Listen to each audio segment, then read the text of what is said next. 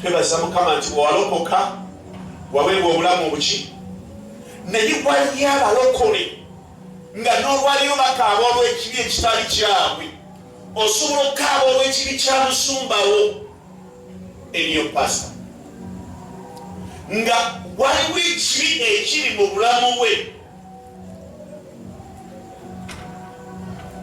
nga takyayinza kyerokola.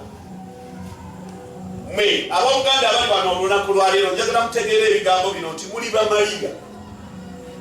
Yokaana 2 egamba nti Mariya ne yeegayirira Yesu. Eddakiika zino ofudde mu sabiisi eno ogenda kutwalayo akadde akeegayirira Mukama olw'ekibi ky'annyokola ekitaawo. Si kikyo kya mikwano gyo. Abantu abamufuna n'okwolesebwa ng'olaba onywa enjaga n'osukka ng'olina oluyombo mu mutima gwo. Nze sisobola nywa njaga sirinywangako. Katonda omulungi yeebazibwe. Mukama agezaako okulaga nti waliwo ekibi ekisibye n'obulamu bwo, waliwo ekibi ky'otakola nga kisobola okusiba obulamu bwo. Era gwe njogera naye Daniel 9 olunyiri olusooka.